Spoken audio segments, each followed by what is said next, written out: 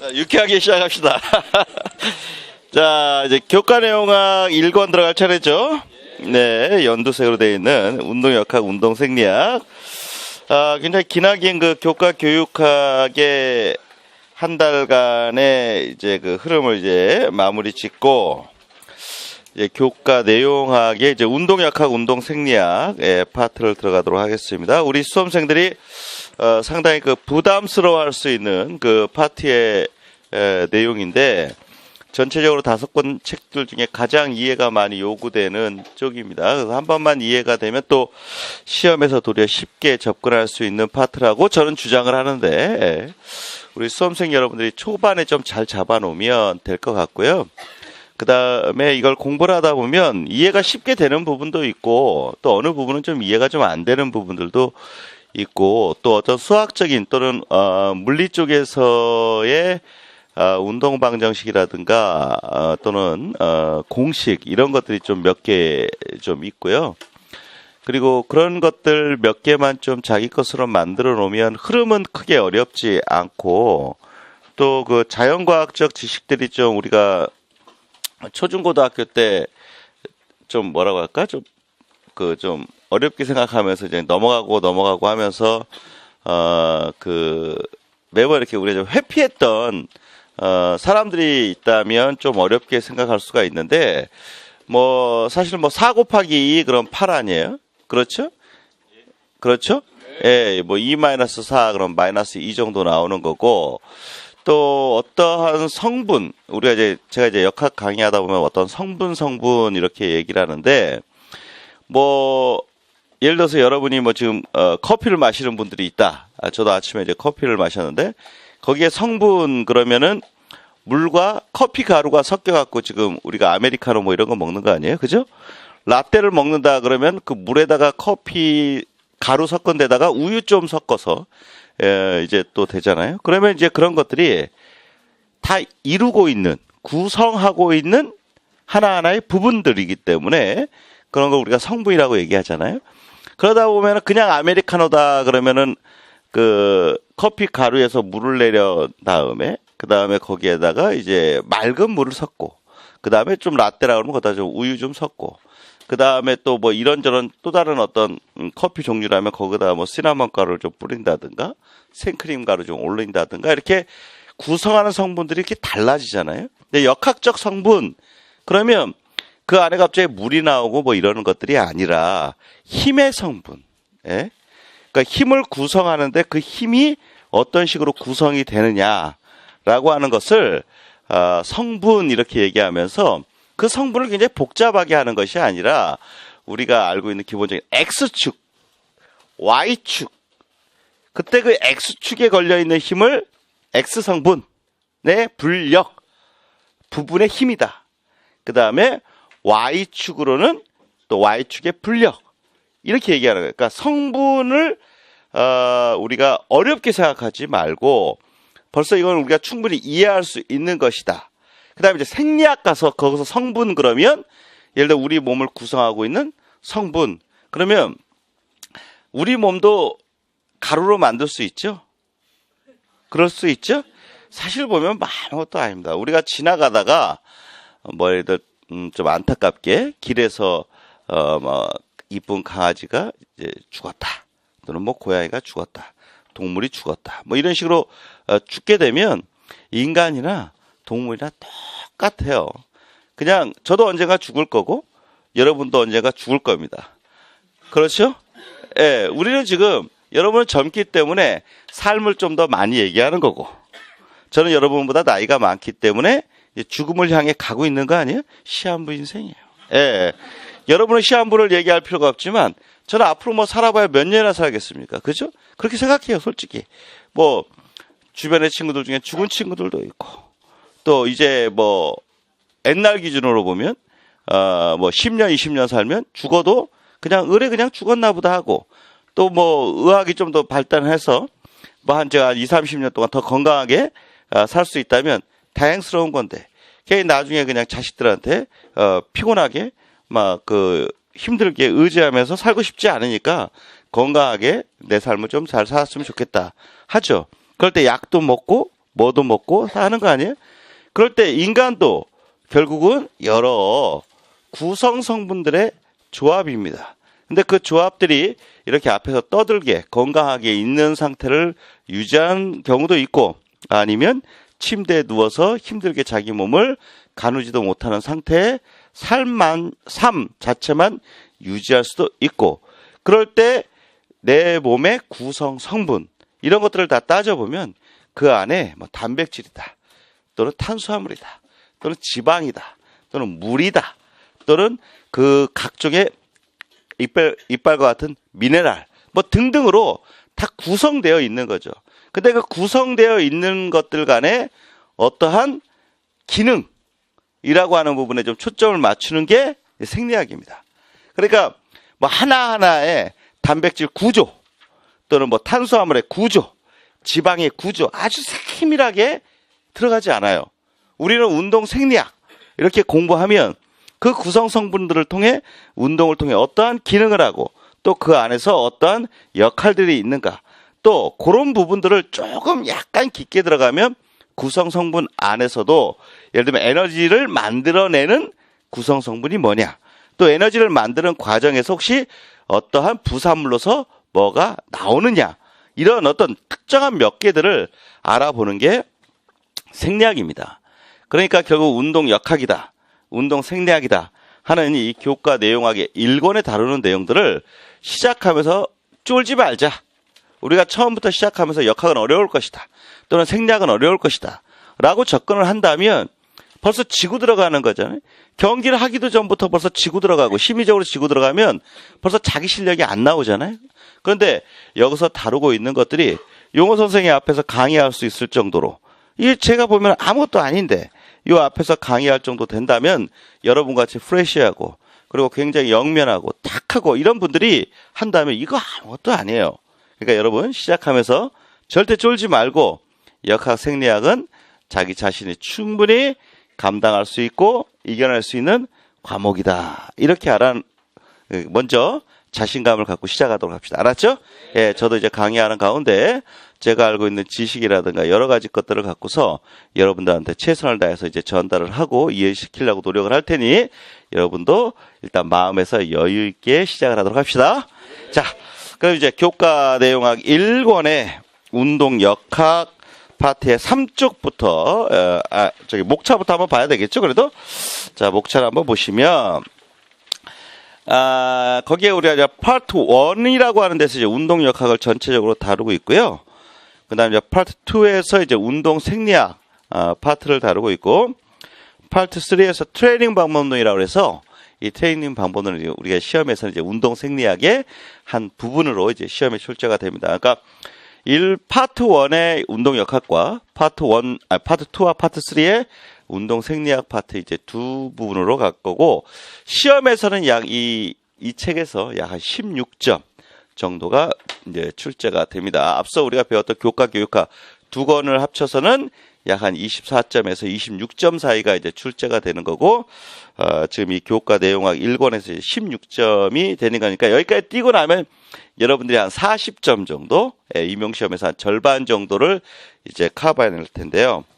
일단 파트 1에 이제 챕터별로 이제 보면, 챕터 1에서는 이제 운동 역학의 연구 영역, 그래서 아주 간단하게 뭐 정역학과 동역학 이런 것들의 구분들이 아마 이제 다뤄질 거고요.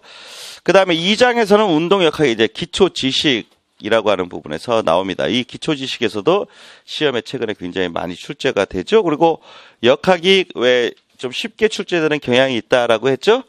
처음에 이제 좀 어느 정도 2000년대 한 중후반, 그러니까 2007, 8년 넘어서 좀 임용해서 역학이 좀 어렵게 좀 출제가 된 적이 있었는데, 그때는 좀 역학을 좀 더 공부하라, 그리고 역학의 진수를 보여주마, 뭐 이러면서 여러분들한테 체육적인 정체성을 갖는 데 있어서 힘을 주기 위해서 냈다가 너무도 많은 사람들이 역학을 포기하고 80점 시험이 아니라 아예 72점 시험으로 역학을 다 포기하고 나머지에 막 암기에 몰입하고 막 이런 경향들이 있어서 운동 역학 전공자들이 합의를 보면서 좀 시험을 그래도 충분히 우리 수험생들이 일정 정도 공부하면 감당할 수 있는 정도로 출제를 하자. 그래서 좀 쉽게 출제를 합니다. 그러니까 여러분이 8점 정도 역학에서 출제가 된다 하면은 그중에 4점 이상은 충분히 맞을 수 있으니까 여러분이 여유 있게 좀 마음을 좀 갖고요.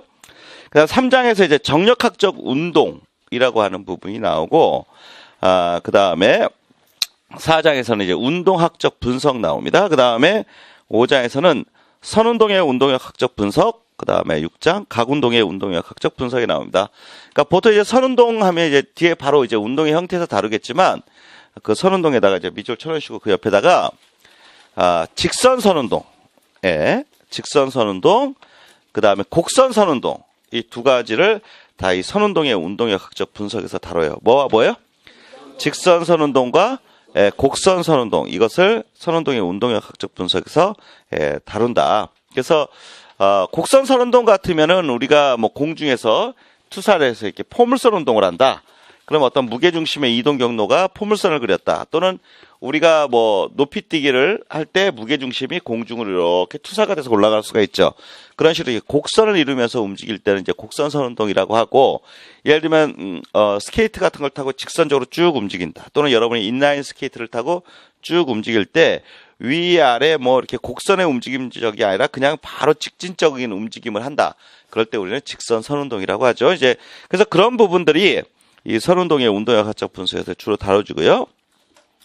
6장에서는 각운동의 운동학적 분석. 그러니까 이제 각운동 그러면 기본적으로 회전하는 겁니다. 어떤 특정 그 옆에다 축이라고 하는 것을 중심으로 일정한 각도를 움직이는 운동을 우리가 각운동이라고 해요. 그래서 나중에 보면 각운동을 우리가 회전운동이다 이런 식으로 이제 표현을 하게 되는데, 그래서 이 각운동에서는 또 직선 또는 곡선 선운동과 같은 선운동과는 또 굉장히 다른 원리들이 많이 작용을 하는데, 또 직선 선운동과 곡선 선운동 간에는 또 여러 이제 관계들이 좀 있습니다. 그러니까 우리가 직선 선운동에서 우리 몸의 움직임의 상태를 그대로 유지하려고 하는 성질, 이런 것들을 뭐라고 하냐면 한 단어로 뭐라고 그래요? 관성이라죠? 예.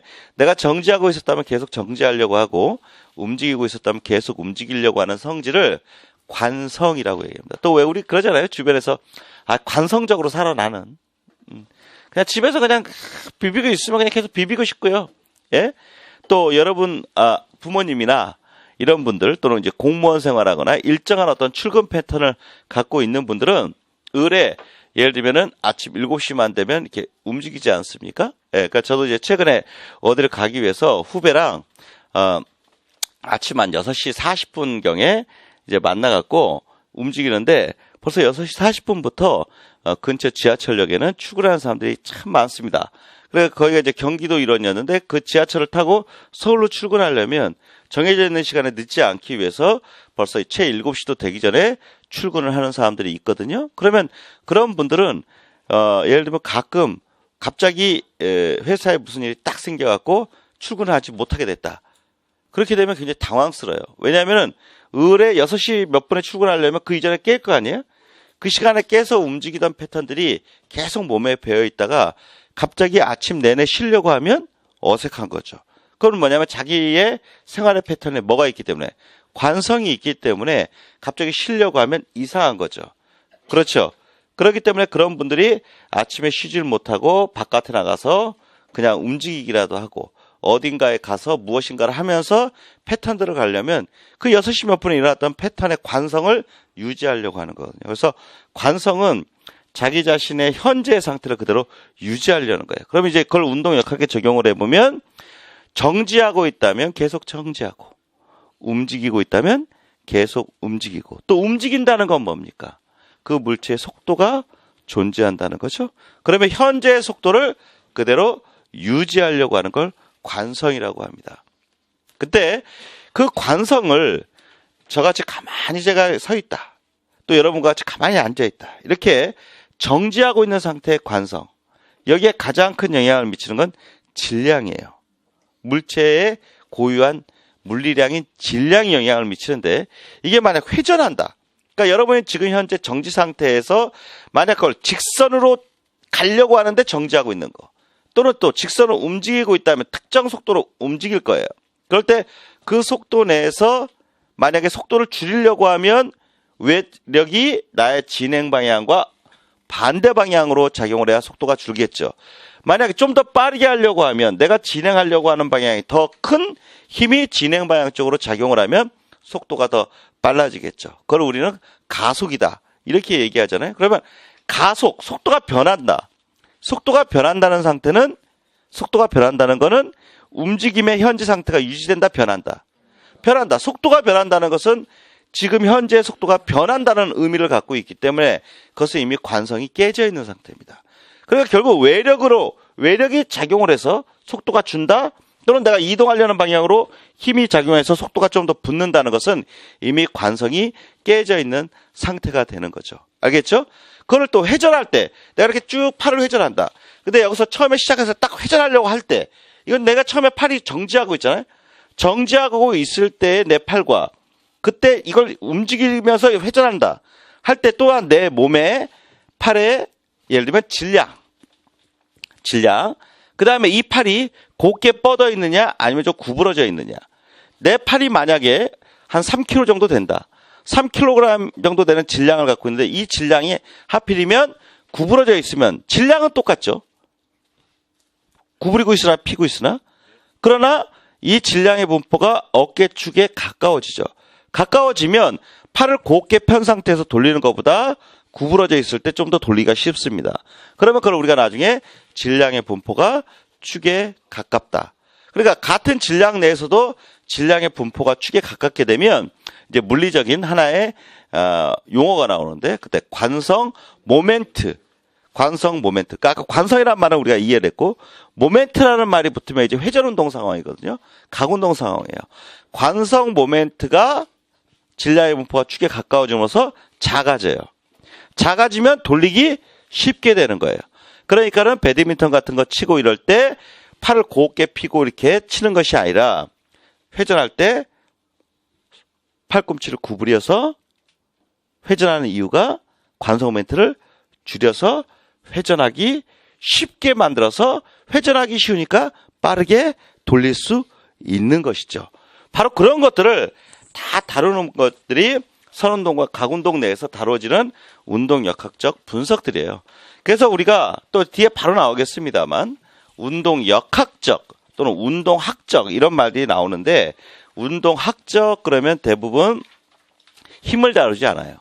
그러나 운동역학적 그러면 힘이라고 하는 요소들을 주로 다루게 됩니다. 그 다음에 이제 7장으로 가서 운동역학의 현장 적용. 우리가 앞서 1장, 2장, 3장, 4장, 5장, 6장 하면서 배웠던 여러 지식적인 패턴들을 갖고서 그것을 달리기다, 또는 띄엄뛰기다, 또는 체조다, 수영이다 이런 종목에 적용을 했을 때 이제 어떻게 적용할 수 있느냐라고 하는 게 이제 7장에서 다루어지고요. 그때 이 7장에서 다루어지는 것은 그 이미 6장까지 다루어진 배경 지식을 통해서 적용하는 거기 때문에 전혀 어려움이 없습니다.